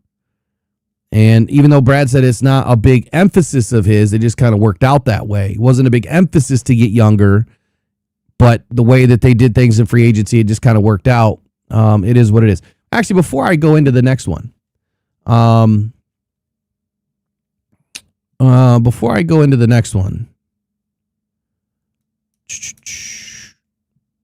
actually, Dortch is Raymond's replacement, Peter. Dortch's. What I'm saying about Tesla is he's your third. Cleve Raymond was the third wide receiver. Yeah, that's no longer. That's Isaac Tesla. So position for position. Now player for player, Dortch is the replacement for Khalif Raymond. He's the kick and punt return specialist and also plays on special teams. And he will play on the offense. That was stupid. He's the kick and punt return specialist on special teams, and he also plays on the offense as a receiver. The other thing was, hold on, where is it? It was in the chat.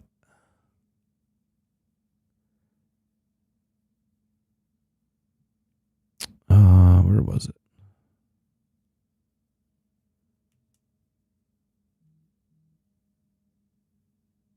Let's see.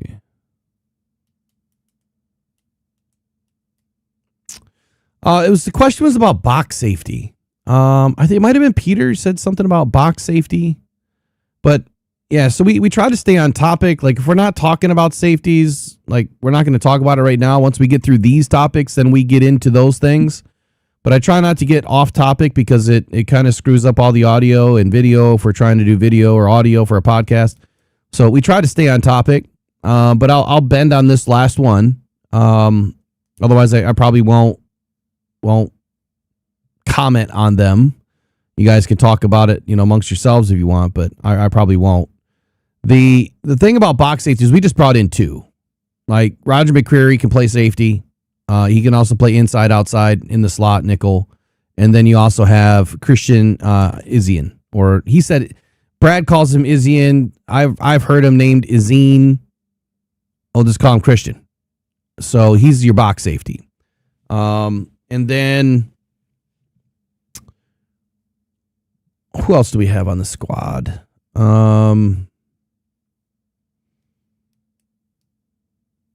That's probably really it. I mean, but those 2, like Christian is definitely your box safety. More of your strong safety, if you will. But he in the nickel packages, I think that's where he's going to get utilized quite a bit. I think Roger McCreary and Christian they're gonna box each other for getting a starting position. But it is what it is. I mean, they've got McCreary listed as a corner, and he can play out on the boundary. He's played a lot of snaps out on the boundary. He's played a lot of snaps on the inside. He's got versatility, and so does Christian. But Christian hasn't played a ton. He's played a lot of special teams, and I think that's where his value is he's going to give us a lot of special teams, and he's also going to compete for a spot on this defense. But we brought in 2, and you know what? I'm not even afraid to say that the Lions are going to bring in another safety. I think that they have to. And when you look at the players that we're missing right now, you're missing your free safety in Kirby Joseph. So you need another free safety. Who are the free safeties that are in this draft? Well, if I were to break down Dylan Thieneman real quick, Dylan Thieneman is your free safety.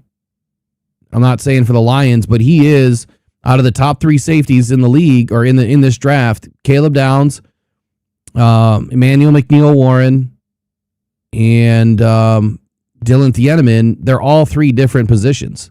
Emmanuel McNeil-Warren is your strong safety. Dylan Thieneman is more of your free safety. And Caleb Downs is your box safety. So, or your nickel guy. I think that's where he's going to be. A team may utilize him in a different spot, but if you look at what they've done in college already and kind of where they're projecting size-wise, I'd say that's the exact mock that I have for all of them, and it's written as much in Detroit Football Journal. I think it's under Caleb's. I think it's under Caleb Downs where I make a note that people think I'm going to be crazy. Maybe it was in Dylan Thieneman's that people are going to think that I'm crazy for putting Dylan Thieneman ahead of Caleb Downs, but there's still a lot of questions on the health of Caleb Downs and the medicals, and we just I don't have answers for that. So after the pro days, and once we heard a little bit more, then things were going to make a little bit more sense. But I haven't revisited it yet because I have till the first week of April to get round 3 going, which I'm getting prepared for now. When I go to Dylan Thieneman, where did I write it? So my projection, Thieneman's post-combine draft board explosion firmly locks his evaluation inside the top 15. He operates as the next Cooper DeJean or Kevin Byard. Versatile, high IQ defensive weapon, capable of aligning across multiple secondary spots immediately. While his run defense profile lacks sheer blunt force trauma, his diagnostic instincts and deep third coverage range are unquestioned. He is a premium day one investment for any defensive play caller seeking a highly disciplined tactician who wins with surgical precision, elite short area burst, and pure football intelligence. Now, elevating Thieneman ahead of Emmanuel McNeil-Warren and Caleb Downs on the board demands immediate justification. That's what I wrote, because to amend my credibility here is the exact rationale that I'm going to give you. One, you have the medical conflict with Caleb Downs. I think that he carries a massive physical red flag right now. The medical evaluations regarding his meniscus and degenerative ACL, degenerative is huge, right? We're learning about that with Kirby, right? Anything degenerative is not good. But he has degenerative ACL issues that must be completely cleared before his grade can elevate ahead of my final top 50 3.0, which releases in April. 2, you have the positional translation. The sheer positional projection separates these 3, placing each one into a distinctly different category of scheme need and draft value. So Emmanuel McNeil-Warren strictly projects as a heavy-hitting, aggressive, strong safety. Caleb Downs translates perfectly as a high-impact, big nickel or box safety operating near the line of scrimmage, and his tape suggests that. And Dylan Thieneman is the purest deep middle free safety of the entire trio, and all of their tape suggests that. Emmanuel McNeil-Warren lives near the line of scrimmage too. He's bigger. I mean, he's strong, and I think that he's going to just wreck some people playing around the line of scrimmage this next season. So the evaluation cycle is far from over. I mean, we still have plenty of time to evaluate these guys, but back when I wrote this, we had about 30 days remaining into the process. We got pro day metrics to help finalize the medical rechecks, and then the board will continue to shift. So I can see where Thieneman is the first or second safety coming off the board. And right now I have him as the first safety off the board. And I think after I wrote this, there was a couple of mock drafts, I think mock draft 3.0, that would validate that from Daniel Jeremiah and Mel Kiper and maybe a few others. So that's kind of where I see that right now. I'll just drop this into the chat if you want to read it later.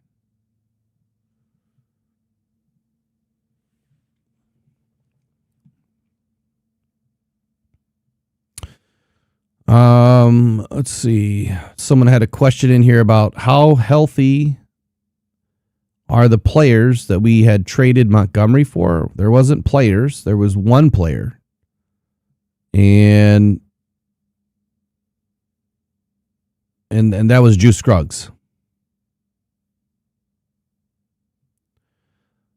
Mike P, I'm still not understanding, buddy. You saying you missed half of this podcast on the air? What do you mean? It started at 8:19. We're still going. It's 10:06. I don't know what you mean, buddy.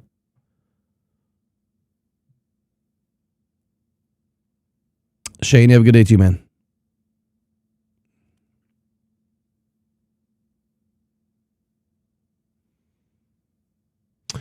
Yeah, so Peter, to answer your question again, I think that you have a lot of versatility with the guys that we brought in. I don't think that the Lions are going to box them, specifically into or pencil them specifically into a position just yet. And then, so to go back to what Colton Pouncey asked, again, he asked about not bringing in any edge defenders in the first or second round since 2022, but they brought Aiden in round 1, and then it was Josh Paschal in round 2. But Josh Paschal is no longer with the team now. His contract was over, and they decided not to bring him back. And since then, I mean, the only other player that you could say that they really brought in that even fits that role is, I mean, Mekhi Wingo is got that inside out versatility. He's only 288 pounds and he's 6 foot tall. So he can play off the edge as that bigger edge and he can set the edge, but he's not an edge rusher, right? He has inside out versatility, but he's kind of that quicker, interior defensive lineman that'll come in and play the 5 or, kick out, but he'll come in and play the 5 or the 3.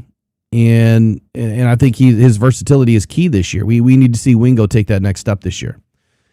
Maybe they have him drop weight. I don't know. If they have him drop some weight, he could be a little shiftier on the outside, but that's why they brought him in, was for that inside out versatility. All right, let's get to the last bit of audio here. This is talking about, this is again, question by Colton Pouncey. Brad, his trade attempts, and I think he validates here the Isaac Tesla pick. Speaking of those trade attempts, is there any, and I'm going to try to get a story out of you here. Is there any insight you can share into just how those conversations went? Was it harder to trade up than you thought? If you're trying to get someone at a higher spot than where you're drafting, like what kind of was that process, I guess? Yeah. Well, what we were kind of running into a little bit is when you start trying to trade picks and especially future picks, what we were running into a little bit of is the trajectory of where people thought our team was going, especially when it comes to future picks. When some of these moves that you're trying to make, you have to involve future picks.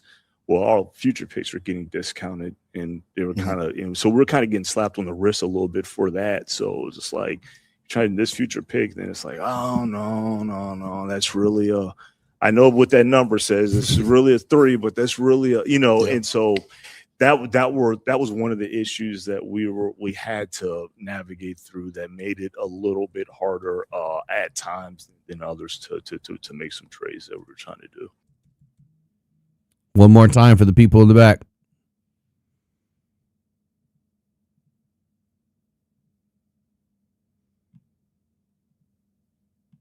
Speaking of those trade attempts, is there any, and I'm going to try to get a story out of you here. Is there any insight you can share into just how those conversations went? Was it harder to trade up than you thought? If you're trying to get someone at a higher spot than where you're drafting, like what kind of was that process, I guess? Yeah. Well, what we were kind of running into a little bit is when you start trying to trade picks and especially future picks, what we were running into a little bit of is the trajectory of where people thought our team was going, especially when it comes to future picks. When some of these moves that you're trying to make, you have to involve future picks. Well, our future picks were getting discounted, and they were kind of, so we're kind of getting slapped on the wrist a little bit for that. So it was just like, trying this future pick, then it's like, oh no, that's really I know what that number says. It's really a 3, but that's really and so that was one of the issues that we had to navigate through, that made it a little bit harder at times than others to make some trades that we were trying to do. Okay. I think this one's pretty easy to understand, partly because I've spoken about this ad nauseum many times. back last season. Now, at the draft, I was a bit shocked about the Isaac Tesla trade simply because of what I think a lot of people had, sticker shock. Right? They had sticker shock. You were looking at the fact that 3 third-round picks were spent to bring in Isaac Tesla. Now, really, it's 2, because one of the picks that you had, you obviously spent on Isaac Tesla. You traded 2 picks to get him. You traded 2 thirds to move up. Was it 30 spots? I think.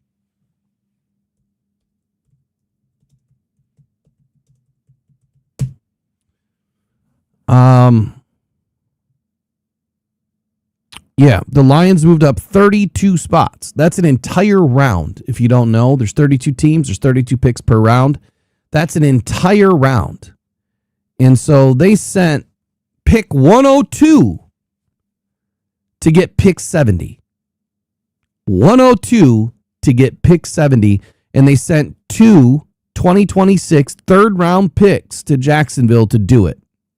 Now, understanding where this draft is, those 2 third-round picks could be very valuable this year.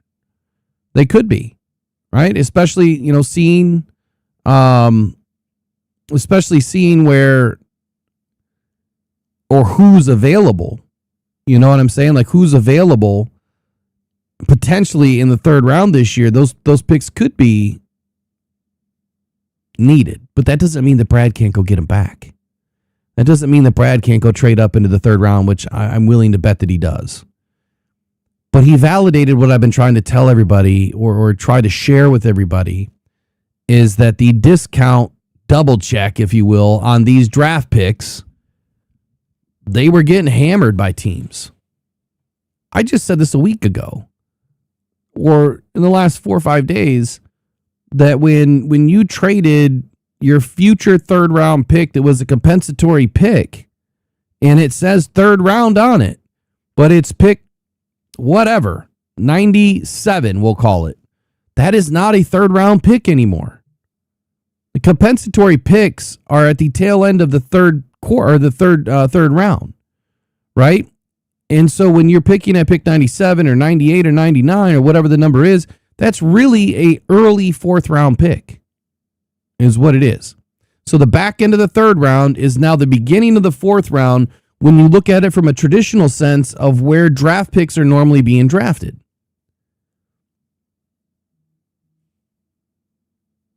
So trading a future draft pick was involving a heavy cost to be paid because of the discount. That 3rd round pick is really a 4th round pick, so the value is a little bit less. And more so, I guess I would say that you traded 2. You traded a comp pick, and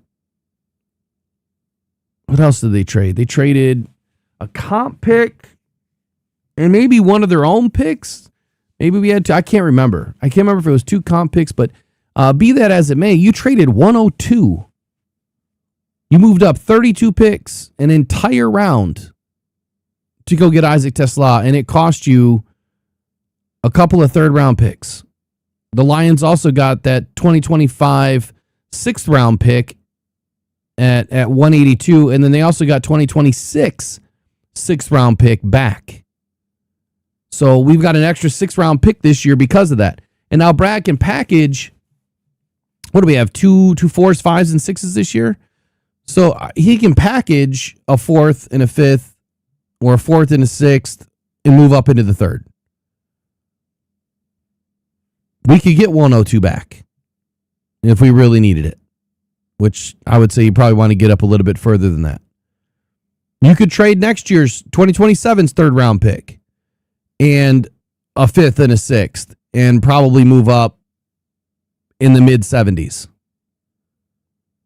or early 80s. And I would do that all day in this draft. So don't be surprised if it happens. But I'm glad that it was validated, again, that teams are looking at this and saying, look, man, we don't know where you're drafted next year. Are you going to be drafted at pick 32, pick 31, pick 26, 24, or 17? You're a pretty good team. So So we have to devalue your picks. Now, had we known that you were picking at 17, well, then, you know what? Maybe they kept one of those third round picks and maybe they gave up a fourth round pick instead. Maybe it would have been 2/3 and a fourth had we known that we were picking at 17. But everyone thought, yeah, Lions going to be picking at the end. There ain't no way. They're going to be picking, 26 to 32 at least. But that didn't happen that way. No one expected the Lions not to make the playoffs. Pressured by